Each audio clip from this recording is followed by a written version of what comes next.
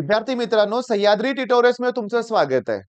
फळ्यावरचं thumbnail बघून तुम्हाला idea आली असेलच मी कोणत्या विषयावर बोलणार आहे. ओके. तुम्हाला जी आयडिया आले ना, तुम्हाला वाटतंय ना मी या विषयावर बोलेन, की जे मोठे मोटिव्हेशनल स्पीकर्स आहेत YouTubeवरचे त्यांच्या जे कॉन्ट्रोव्हर्सी चाललेले आहे, त्याच्यावर मी बोलणार नाहीये. त्याच्यावर मी बोलणार नाहीये. मग कशावर बोलणार आहे? मी महत्त्वाच्या मुद्द्यावर बोलणार आहे. विषय संदर्भ तोच आहे, पण माझं बोलणं महत्वाचं आहे. मी तुम्हाला सांगतो, मी माझ्याबद्दल सांगतो. मी 11वी-12वी ठीक आहे, कमी मार्क पडले. इंजिनिअरिंगला ऍडमिशन मिळवलं. पेमेंट सीट नावाचा प्रकार असायचा. ओके, ज्यांना खूप चांगले मार्क ते फ्री सीटमध्ये 4,000 फी आणि ज्यांना कमी मार्क आहेत पण इंजिनिअरिंगला घ्यायचं आहे पेमेंट सीट 32,000 फी. माझ्या वडिलांचा पगार 3,000 होता आणि 32,000 माझ्या इंजिनिअरिंगची फी होती.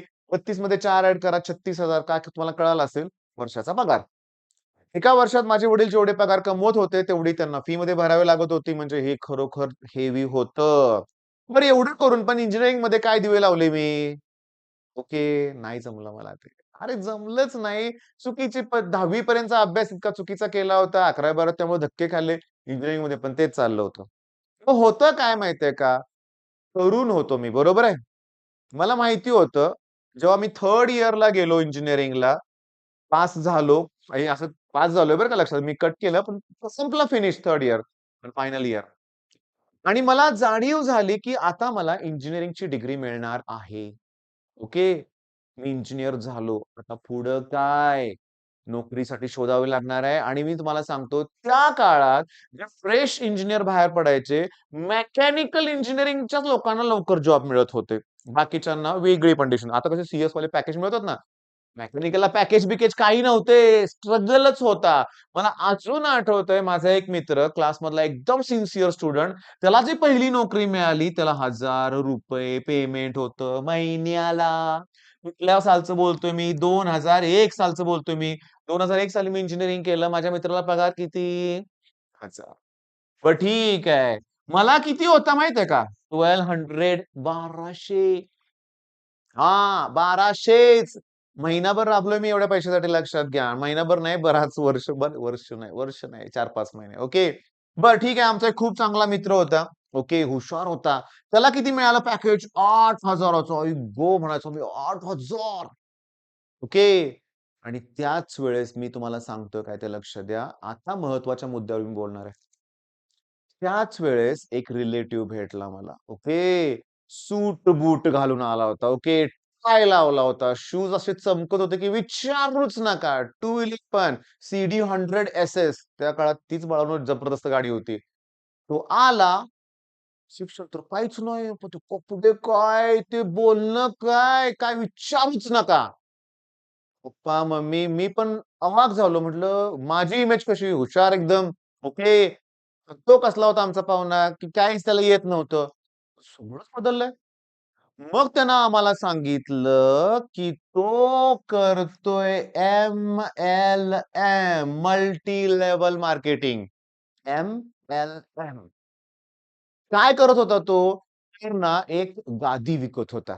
आता जे काही पालक आहेत ना, त्यांना माहिती आहे. ओके. एक XYZ कंपनी होती. जपानची कंपनी होती. ओके. आणि ती जी गादी होती ना, ती त्या काळात ₹1,00,000 ला होती. ₹1,00,000 गादी. घेतली आम्ही लक्षात घ्या. त्या काळात पप्पांचा पगार ₹3,000-4,000 होता. ओके. मी फायनल इयरला होतो बरं का. मी जॉबचं तुम्हाला मागे सांगितलं ते नंतरच होतं बरं का. पण फायनल इयर असतानाच मला स्वप्न पडायला लागली. एक गादी रिलेटिव्हला खपवा 7,000चं कमिशन तुम्हाला. ओके.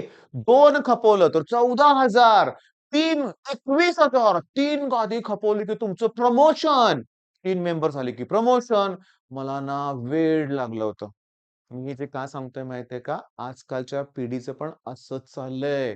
मी तुम्हाला सांगतो, इतकं नुकसान, इतकं त्रास झाला ना मला त्या गोष्टींचा. अरे 1,00,000ची गादी त्या काळात सोन्याचा दर ₹4,000 तोळा होता. म्हणजे 25 तोळे सोनं आलं असतं.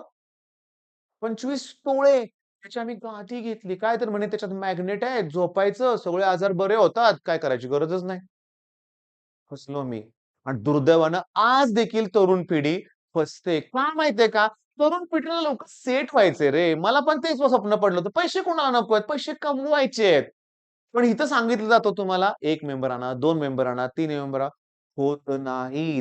तुमच्या हायर लाईनला ज्या असतात ना, लक्षात घ्या वरती तेच पैसे कमवून मोकळे झालेले असतात आणि आपण नुसतं फसतो. मी तुम्हाला सांगतो, कधीही या गोष्टीला बळी पडू नका. मी तुम्हाला अजून कितीतरी उदाहरणं बघितली. मी अशी उदाहरणं बघितलेत, की 4,000 भरा. तुम्हाला कॉम्प्युटरचं नॉलेज शिकवलं जाईल. तुम्हाला कोर्सेस दिले जातील. ही फसवणूक नाहीये. कोर्स तुम्हाला शिकवतोय आम्ही. पण तुम्ही अजून 4 लोकांना, 3 लोकांना गोळा करा. मग तुम्हाला कमिशन मिळेल. बाळांनो, हे सगळं फ्रॉड आहे लक्षात घ्या आणि ह्या कंपन्या आपल्याला चुना लावून निघून जातायत. कुठे आहे ती गादीची कंपनी? आहे का आता? हं. ओके. बऱ्याचशा कंपन्या गेल्या. बऱ्याचशा तुम्हाला सांगतो, तुम्हाला एखाद्या कंपनीचं नाव माहीत असेल. आता कमेंटमध्ये ह्या ज्या कंपन्या आहेत, माझे चांगले-चांगले विद्यार्थी त्या नादाला लागले होते. मला म्हणायचे, मला कॉल येतो ना विद्यार्थ्यांचा, "सर तुमचा वेळ हवा आहे." जेव्हा तो वेगळ्या भाषेत बोलतो, अरे नेहमीचा स्टुडंट तर असा बोलत नव्हता आणि आता म्हणतो, "मला वेगळा तुमचा तुमचा वेळ हवा आहे. माझ्यावर माझे एक सीनियर्स येणार आहेत. फक्त सर 15 मिनिटं मिळतील का?" नाही मिळणार म्हणून सांगतो. मला लगेच कळतंय, ही काहीतरी स्कीम घेऊन येणार आहे. आणि त्यांना माझ्याकडचे स्टुडंट दिसतायत. मी तुम्हाला सांगतो हा व्हिडिओ बनवण्याचा हेतूच तो आहे लक्षात घ्या. ती कॉन्ट्रोव्हर्सी जाऊ दे, तो तसलाच मुद्दा काहीतरी आहे. तिथं सुद्धा फसवणूक होते लोकांची लक्षात घ्या आणि तुमचे पैसे रिकव्हर होत नाहीत. माझे बुडाले पैसे लक्षात घ्या. माझ्या हट्टामुळं वडिलांनी ते घेतलं. नाही म्हणले नाहीत मला ते. घेतलं. तर त्यांना पण थोडंफार वाटलं होतं, की होईल काहीतरी. खूप मेंबर होतील आपल्याकडं, मग आपण लाखो रुपये कमवू. चुकीची स्वप्न मला पडली होती लक्षात घ्या आणि हे मला माझा स्टुडंट इथं फसता कामा नये. म्हणून मी हा व्हिडिओ तयार केलाय.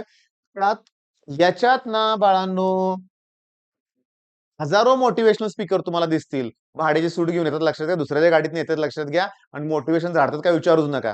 त्यांच्या घरात काही क्लिअर नसते. ह्यांनाच मोटिव्हेशनची गरज असते लक्षात घ्या.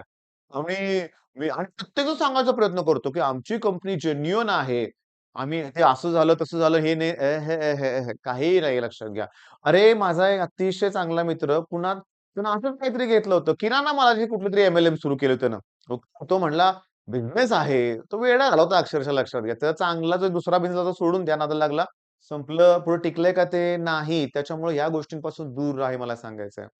आता ज्या दोघांच्यामध्ये कॉन्ट्रोव्हर्सी सुरू आहे ना, ओके, ते मिटणार आहे. ओके, मला माहिती आहे. हे कॉन्ट्रोव्हर्सीतनं पुढे जायचं बऱ्याच जणांचं काम असतं. पण तुमच्या एक गोष्ट लक्षात आली का? बऱ्याच ठिकाणी मी बघितलंय, एक गोष्ट आहे, तणाव. तणाव तेवढा आयुष्यात कधी येऊ देऊ नका बरं का. सिच्युएशनशी लढायला शिका तुम्ही लक्षात घ्या. बरीचशा मोटिव्हेशनल गुरूंनी आत्महत्या केलेले बघितले मी. ओके. बरेचसे महाराज लोक होऊन गेलेत, त्यांनी पण आत्महत्या केल्यात लक्षात घ्या. ते दुसऱ्यांना काय मोटिव्हेशन देतात, त्यांनाच मोटिव्हेशनची गरज असते बऱ्याच वेळा. त्यामुळं काय माहितीये का, तणाव तुम्हाला हँडल करायला जमलं ना, जमलं. मग काय मागळून बघणार नाही. मग तुम्ही माझे विद्यार्थी आहात, कसल्या गोष्टीत पडायचं नाही. कष्टानं कमवायचं. कष्ट घेतल्याशिवाय काय मिळणार नाहीये. तुम्हाला सांगतो, ₹1000 पगार असणारा माझा मित्र आज करोडो रुपये कमवतोय. तर तो सुरुवातीला केलं ना त्यानं ₹1000 वर केलं ना, माझे काही रिलेटिव्ह मी बघितलेत बरं का. "ते एवढं कमी पॅकेज नाही करणार, नाही करणार, नाही करत." 6 वर्ष घरी बसलेली लोकं बघितलेत मी. हां, सर्र सांगतोय मी तुम्हाला. सर्र. सुरुवातीला स्ट्रगल आहे. आहे, नाही असं नाही. सुरुवातीला स्ट्रगल आहे, पण त्यात डर के आगे जीत है. स्ट्रगलच्या पुढे यश आहेच लक्षात घ्या. काय वेगळं नसणारच आहे. ओके. मग मी तुम्हाला सांगितलंय, जे अगोदर एम-एल-एमध्ये असतील त्यांना माझा राग येईल कदाचित. ओके. पण मी सांगितलेलं ओके आहे. ठीक आहे मग? All the best.